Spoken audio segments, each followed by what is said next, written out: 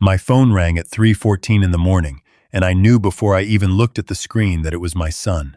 A father knows the difference between a normal call and the kind that stops his heart.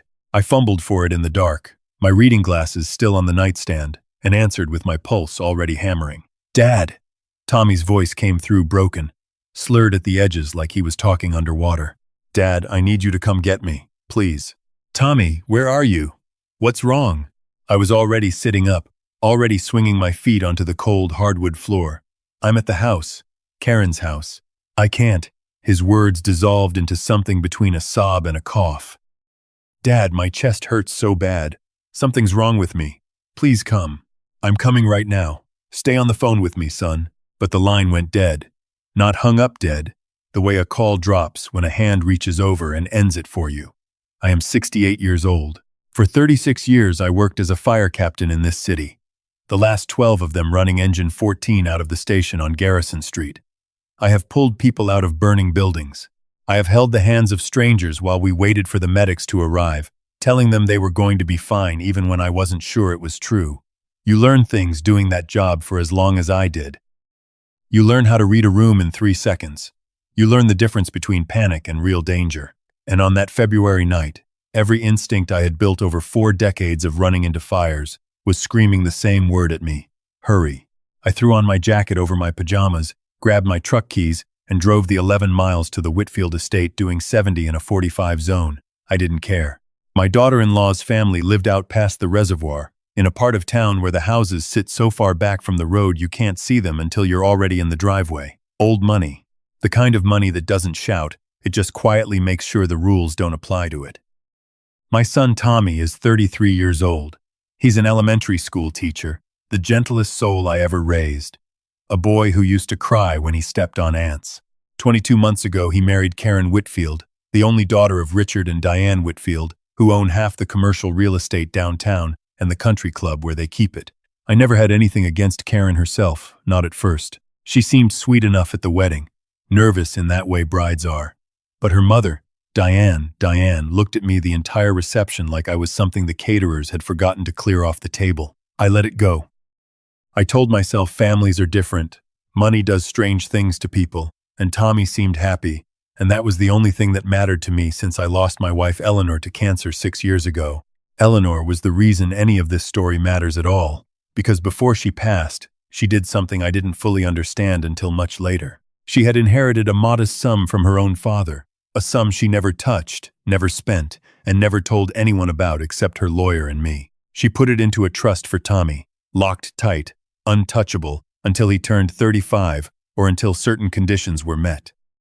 She told me, near the end, lying in that hospital bed with tubes running into her arm, "Promise me you'll watch out for that money, Walter. Promise me you'll make sure nobody gets their hands on it but our son."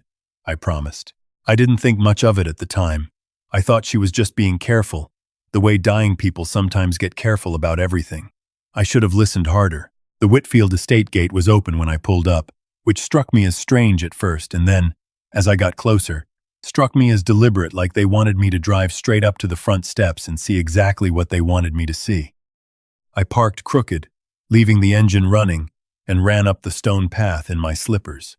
Diane Whitfield was standing in the doorway before I even reached the steps. She had her arms crossed, wrapped in a silk robe like she'd had time to compose herself before answering, like she'd been waiting for me. "Walter, it's the middle of the night." Her voice was flat, controlled, the voice of someone reading from a script she'd rehearsed. "Where's my son?" He called me. He said he was in pain. "Tommy is resting. He had a difficult night. You should go home and call in the morning." "I'm not going anywhere, Diane. Get out of my way. I don't think you understand. This is our home, and you are not welcome in it right now." She didn't raise her voice. That was the worst part. She said it the way you'd tell a delivery driver the package goes around back. For 36 years I had run into burning houses for strangers. I was not about to let a woman in a silk robe stand between me and my own boy. I am not a young man anymore, and I am not as strong as I was when I was hauling hose lines up 6 flights of stairs, but I still have my shoulders, and I still have the particular kind of stubbornness that comes from a lifetime of running toward the thing everyone else is running away from. I put my hand flat on that heavy door and I pushed, and Diane Whitfield stumbled backward, more startled than hurt, and I walked into that house like it was on fire, because in every way that mattered, it was. I found my son in a downstairs guest room, lying on a narrow bed, his face the color of wet ash. His lips had a bluish tinge I recognized immediately from years of medical calls, a man's body telling you, without words, that something inside it has gone seriously wrong. There was a thin trickle of dried vomit at the corner of his mouth. His hands, when I grabbed them, were ice cold and trembling. "Dad," he whispered, his eyes barely opening. "It hurts." Everything hurts. I have seen overdoses before. I have seen poisonings before. I knew, in that instant, looking at my son's gray skin and his shallow, rattling breath, that whatever was happening to him was not a stomach bug, and it was not something that resting was going to fix. I called 911 myself, standing right there in that room, my voice steadier than I felt, because 36 years of training doesn't leave you even when your own child is the one dying in front of you. Diane appeared in the doorway, her face white now, finally cracking. "You shouldn't have done that," she said. "You don't understand what you're doing." "I'm saving my son's life," I told her. "Get out of my way or get out of the house." The paramedics arrived 9 minutes later, I know, because I counted every second of it. The way you count seconds when someone you love is dying and there's nothing left for you to do but count. They got Tommy stabilized in the ambulance, an IV in his arm, oxygen on his face, and I rode in the front seat because they wouldn't let me in the back, and I watched the lights of that mansion shrink in the side mirror, and I thought, this is not over. This is the beginning of something, not the end of it. At the hospital, the toxicology screen came back 4 hours later. My son had ingested a near-lethal dose of a prescription blood thinner, the kind normally prescribed in careful, monitored amounts to elderly cardiac patients, mixed into a glass of wine. The doctor who delivered the news to me in that fluorescent-lit hallway used the word deliberate. He said the dosage was too precise, too calculated, to have been an accident. I sat in that hard plastic chair outside the ICU, and I felt something shift in me. Not panic, not grief. Not yet. There would be time for grief later. Plenty of it, more than I wanted. What I felt was the particular cold clarity that used to come over me at the worst fire scenes, the ones where you stop feeling and start working, because feeling gets people killed and working saves them. I am a man who spent his whole career running toward danger when every instinct told everyone else to run away. I was not going to stop now, not when the danger was wearing a silk robe and standing in a marble foyer pretending to be a grieving mother-in-law. But I have also learned, in 36 years of pulling people from collapsing buildings, that you do not charge into a structure fire without first reading the smoke. You watch which way it's moving. You feel the heat through the door before you open it. A man who rushes in blind gets himself killed, and worse, gets the people he's trying to save killed along with him. I needed to read the smoke on this one before I did anything else. I went home that morning, showered, put on a clean shirt, and made myself a pot of coffee I didn't drink. Then I sat down at my kitchen table with a yellow legal pad, the same way I used to sit down after a bad call and write up the incident report, because writing things down in order is the only way I know how to make sense of chaos. The first thing I wrote was Eleanor's trust. I drove that same afternoon to see Eleanor's old attorney, a sharp, no-nonsense woman named Patricia Reyes, who had handled our family's affairs for almost 20 years. I hadn't spoken to her in months. Not since the last paperwork on Eleanor's estate had been finalized, but she remembered me the second I walked into her office. "Walter, you look terrible. Sit down." I told her everything, the call, the house, Tommy's gray face, the blood thinner in the wine. Patricia's expression changed slowly, piece by piece, like she was watching a puzzle assemble itself in front of her that she didn't like the shape of. "Walter," she said carefully, "did you know that 3 weeks ago, someone filed a request with my office, through a different attorney, asking for documentation related to Eleanor's trust, specifically asking whether the trust converts to full control upon a finding of, and I'm quoting here, incapacitation of the beneficiary." The room went very quiet. "Incapacitation," I repeated.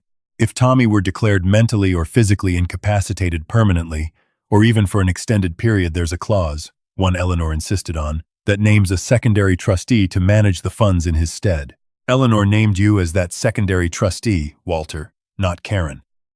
You." I sat there in that office chair and felt the floor of the whole situation shift under me, the way it does when you finally understand the real shape of a fire, not the flames you can see, but the gas line feeding it from somewhere out of sight. "How much is in the trust now?" I asked. Patricia pulled up the file. Eleanor seeded it with 1.2 million. With market growth over the past 6 years, it currently sits at just over $3 million. $3 million. And someone in that house had tried to put my son in a coma or worse 3 weeks after asking a lawyer how to get their hands on it.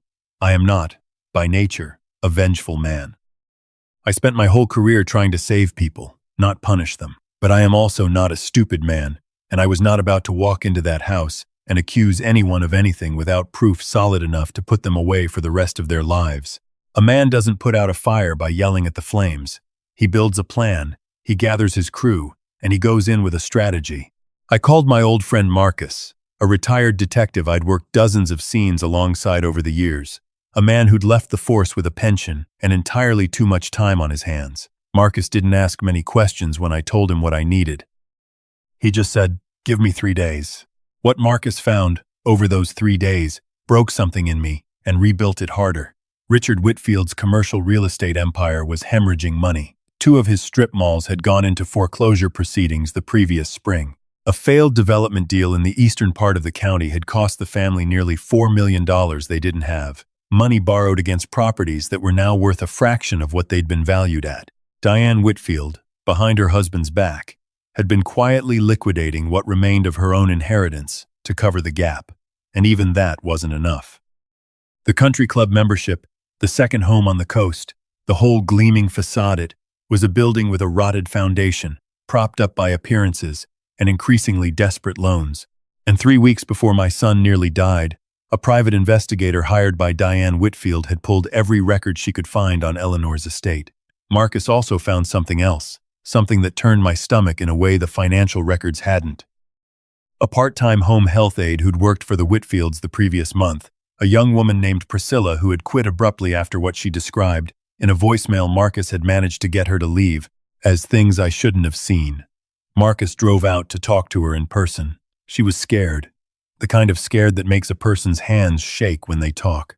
But she agreed to tell him what she knew if it meant Tommy would be safe. Priscilla had overheard Diane Whitfield, on the phone with a doctor friend from the country club, discussing medications specifically, which prescription drugs would cause symptoms severe enough to require hospitalization without leaving an obvious, easily detected trace, if administered in small, repeated doses over time. Not enough to look like an attack. Enough to look like Tommy was sick. Enough, eventually, to look like Tommy needed to be placed somewhere, cared for by someone, with someone else managing his affairs, managing his trust. I sat in my truck outside Marcus's house after he told me all of this, my hands gripping the steering wheel so hard my knuckles went white, and I thought about every fire I'd ever walked into where the real danger wasn't the flames you could see. It was the structure quietly failing above your head while you worked, the kind of danger that kills firefighters who don't know to look up. I had been looking at Diane Whitfield's cold welcome at the door and thinking it was just an unpleasant woman protecting her family's privacy. The whole time, she had been poisoning my son by inches, building toward a day when she could declare him incapacitated and walk away with $3 million that was never hers to take. I did not go to the police that night, though everything in me wanted to. Marcus stopped me. "Walter, listen to me. You go in hot right now with half a story and a scared girl's voicemail. A good defense lawyer tears it apart in an afternoon. We need this airtight. We need them on record." So we built it airtight. Marcus knew a retired colleague still working private security contracts, a careful, patient man named Felix, who specialized in exactly the kind of surveillance we needed. Tommy, once he was stable enough to leave the hospital, came to stay with me, which gave us our excuse. Diane couldn't very well object to a recovering son staying with his own father. What she didn't know was that every time she called the house checking in on Tommy, every time she sent over a get-well card with a bottle of his favorite ginger tea to help him feel better, Felix had us recording. It took 11 days. 11 days of watching my son slowly get his color back, slowly stop trembling when he lifted a cup of coffee. 11 days of biting my tongue every time Diane Whitfield called my house with that same flat, controlled voice asking after poor Tommy's recovery. And on the 11th day, the ginger tea she'd sent over tested positive in a private lab for the same blood thinner compound that had nearly killed him a month and a half earlier. Different delivery method, same poison, Same patient hands stirring it in. We had the trust inquiry. We had Priscilla's testimony about the overheard phone call. We had the foreclosure records and the desperate loans. We had a lab report on a box of tea sent by Diane Whitfield's own hand, with her own return address label still on the package. And we had something else, something Marcus had saved for last, almost like he knew I'd need it most. A recorded phone call between Diane and her husband Richard, picked up inadvertently on a wire Felix had placed near the kitchen during a delivery, in which Diane said, plainly, in a voice with no silk in it at all, "If he's incapacitated, Walter doesn't get a say. The trust language is clear. We just need a doctor to put it in writing." I took everything to the district attorney myself. Not the police first, straight to the DA's office, because Patricia Reyes knew a prosecutor there who specialized in elder and financial exploitation cases. A sharp, exhausted-looking man named Greg Sandoval who listened to the whole thing without interrupting once, and then said, "Mr. Becker, I want you to know, in 11 years doing this job, I have never seen a case built this clean by a civilian. You should have been a detective." "I was a firefighter," I told him. "We just learned to read smoke." The arrest happened on a gray Tuesday morning, 3 months almost to the day after that first 2 a.m. phone call. I wasn't there for it. Sandoval told me it was better that way, cleaner, no risk of anything getting muddied by an emotional confrontation on the front lawn, but Marcus was parked discreetly down the street, and he called me the second it was done. "They took her out in handcuffs, Walter." Richard standing on the porch looking like a man who just watched his whole house collapse around him. He didn't even know, I don't think. I don't think he knew what she was doing. Diane Whitfield was charged with attempted murder, aggravated poisoning, and financial exploitation of an at-risk adult, a charge that carried extra weight given the documented attempt to gain control of Tommy's trust. The wire fraud and falsified medical consultation charges came later, once investigators dug deeper into the doctor friend from the country club who'd advised her on dosages, a man who lost his license and is now facing his own conspiracy charges. The trial itself, 6 months later, was its own kind of vindication, though not the kind anyone enjoys living through. Diane Whitfield sat at the defense table in a gray suit instead of silk, her composure finally, completely gone by the third day, when Priscilla took the stand and described the phone call in a small, steady voice that filled that courtroom with a silence I will never forget. Diane's attorney tried everything, claimed Tommy had a pre-existing heart condition, claimed the tea was contaminated by accident, claimed Priscilla had misheard, was disgruntled, was lying for money. None of it held. The recording was the recording. Her own voice, on tape, talking about incapacitation and trust language like she was discussing a real estate closing instead of her own son-in-law's life. The jury took 4 hours to convict her on every count. Richard Whitfield, for what it's worth, did not stand by his wife. He divorced her within the year, sold off what remained of the failing real estate holdings to satisfy the family's debts, and to my genuine surprise, he came to my house one evening that following spring, stood awkwardly on my porch in a coat that didn't fit him as well as it used to, and apologized. Not for everything. I don't think he fully understood everything, even then, but for the coldness, for the way his family had treated mine from the very first day, for not asking harder questions about where his wife disappeared to on those long afternoons. I didn't forgive him easily, but I let him say it. Karen, for her part, stood by Tommy through all of it, which surprised some people and didn't surprise me at all, because I'd been wrong about plenty of things in this story, but never about her. She had no idea what her mother was doing. When she found out, in the courtroom, listening to that recording for the first time alongside the rest of us, I watched her face break apart in real time, watched 30 years of believing her mother was simply difficult, simply controlling, collapse into the much darker truth. She and Tommy are still married. They moved out of that part of town entirely, bought a small house closer to me, close enough that I see them most Sundays. Diane Whitfield was sentenced to 18 years. I think about that 2 a.m. phone call more than I'd like to admit. Even now, almost 2 years later, I think about the version of that night where I don't pick up the phone fast enough, or where I believe Diane standing in that doorway telling me Tommy was just resting, where I turn around and drive home and call in the morning like she told me to. There is a version of this story where my son doesn't make it to the hospital in time, where I never find out about the trust, where a woman in a silk robe gets away with everything because nobody pushed past her at the door. I think about the men I pulled out of burning buildings over 36 years, and how every single one of them, without exception, told me later that the moment that saved their life wasn't some grand act of heroism. It was somebody simply refusing to stop, refusing to turn around, refusing to accept the first answer they were given when the first answer was a lie. Tommy still teaches third grade. He still cries at the things gentle people cry at a student's first time reading a whole book out loud. A goodbye card at the end of the school year. The poison didn't change who he is, and I am more grateful for that than for almost anything else in this whole ordeal. Some Sunday afternoons, he and Karen and I sit out on my back porch, the same porch where Eleanor and I used to sit together before the cancer took her, and we don't talk about any of it. We just drink coffee and watch the light move across the yard. And I think, somewhere, Eleanor is glad she made me promise what she made me promise.